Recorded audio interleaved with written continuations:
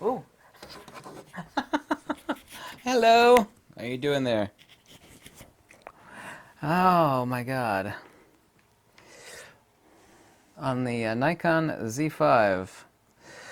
I love it when I actually get comments recently, well actually over the past year and a half, on the Z6 and Z7. Of course it was Nikon's first foray into mirrorless, and really the Z5 of course is just an extremely cheap version of the Z6.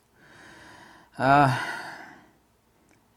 don't know why I got, well I kind of know why I got, people thought, or people that don't know me, thought that I'm like switched systems or something and that I'm hating on Nikon. See, Nikon D500 is recording me now. I got like 500 Nikkor lenses in 2 back rooms back there, like 8 Nikon bodies. I just sold off a few Nikon bodies actually. I love Nikon, but I'm not going to buy their junk. You see, you know what differentiates me before I start talking about the Nikon Z5 here, is that people with affiliate links, they love to say anything's halfway decent because if you click on the link, you're going to make money.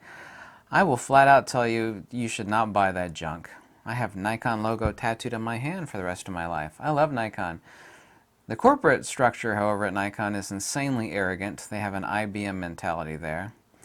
When Nikon comes out with something awesome, I will be the first person to scream that it's awesome. I was the first person to review the Nikon D500 and I made Nikon really, really happy. I said everybody should buy that damn camera. And basically everybody did, and I was proven 100% right. Everybody said, oh no, you're wrong. No, I was 100% right. Same is true of the Nikon D850. I had Nikon executives tell me how happy Nikon was when, you know, the grumpy tattooed guy said that you should buy it. It's like, this guy doesn't sell anything, no affiliate links. When he actually says buy it, you should probably buy it. He doesn't have any bias. I mean, I'll tell you if something is flat out a piece of garbage that you shouldn't buy, or if you should. This camera, I talked to one person that had use of it, pre-use of pre-release Nikon Z5. I don't want to tell you what his comments are, but it's the exact same conclusions I drew. Let's actually talk about the negatives and we talk about the positive. It's an old, and I don't care about an old sensor. It's not a BSI sensor, so it's going to have inferior autofocus capabilities to, and I hate to say this, basically any Sony camera. Certainly more inferior than the Fujifilm. Well, that's a crop sensor camera. How can you compare a full-frame sensor camera to a crop sensor? Well, I'm not really going to. However, for sports action wildlife, I will remind you that National Geographic photographers that can buy and use whatever the hell they want prefer crop sensor cameras. So when you actually start talking about full-frame versus crop sensor, are we talking about shooting landscapes and portraiture where full-frame has an edge, or are we talking about hardcore sports action wildlife? Or video, where a smaller sensor has the edge over a larger sensor. No phase detect autofocus on the Nikon Z5. No top display. This is a cheap, except it's not cheaply priced. It is a cheap version of the Nikon Z6. 1.7 crop factor in 4K, that's a little too heavy, 1.7 crop factor. I can't believe they actually cheaped out so hardcore on the top plate real estate, which is the most important real estate on any camera. Dumbed down controls. Well, as a cheaper version of the Nikon Z6, this is understandable. Yet for $1,400, would you rather buy a used Nikon Z6 or would you rather buy this dumbed down thing? Dual UHS-2 card slots. Now, I don't know if I'll harken you back to the Nikon Z6 and Z7, but Nikon thought that they would blow smoke up my skirt and everybody else, except I'm too smart to fall for it. They said, well, there's not enough room in the Z6 and Z7. Now, I know these are SD cards and they're not XQD cards, I know that, but they still said flat out, regardless of the media, there's no room in the Z6 and Z7 for a second card slot. Well, of course, there obviously is. Completely ridiculous answers. Pat response said down from corporate to the Nikon talking heads. So dual UHS-2 card slot, which is nice. No true vertical grip controls at all. No, you can actually have a vertical grip battery, same as Z6 and Z7, but it has no controllability. It's just basically giant boat anchor of an extra large battery, which you don't need because the power consumption on the Z6 and Z7, as well as on the Z5, are more than adequate. You just don't need that. I mean, you want to add a super huge battery to it with no vertical grip capability. I don't know of a single photographer that likes that, wants that, or think that's a good idea. The Nikon Z5 is basically a mirrorless version of a D5200 with a full frame sensor. It's a mirrorless D5200 with a full frame sensor.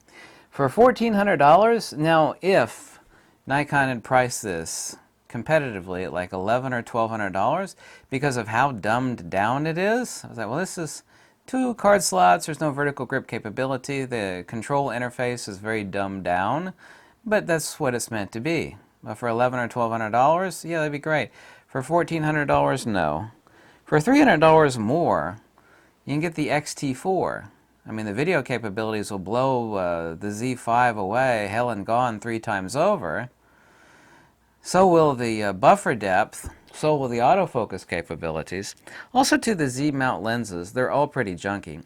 And I don't know what people think that, my experience with Nikkor lenses is, considering I've owned and do own and have used more Nikkor lenses than anybody else on YouTube. They say, what do you mean the Nikon Z lenses are junky? I tell them, compared to what? If you don't think they're junky, then what the hell have you been using? Samyang Rakinens, your entire life in photography? No, they are junky lenses. Wait for the Z8.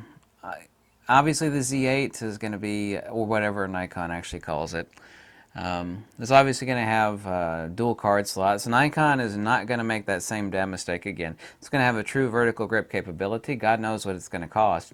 It has to be a BSI sensor. There's no way in hell Nikon couldn't be that dumb to come out with a Z8 with dual card slots and a true vertical grip and a non-phase detect autofocus system. I even think Nikon's not dumb enough to pull off something that incredibly stupid. If Nikon actually made an adapter that would work with screw drive autofocus, it would actually have to have a micro motor in it rather than the FDZ adapter. It actually have to have screw drive lens capability for the Nikon Z mount. They'd sell a ton of cameras, and I would be the first person on the bandwagon to recommend them. For $1,400, it's too cheaply made. The buffer depth isn't that great. The top plate dial interface or user interface is too dumbed down, too simple. Polycarbonate, i.e. plastic top and bottom plates. It's got obviously a magnesium chassis. But I mean, it's just, people really do get hung up on full frame sensors. I mean, they really do. I mean, I have medium format cameras, lots of full frame sensor cameras, and a lot of crop sensor cameras.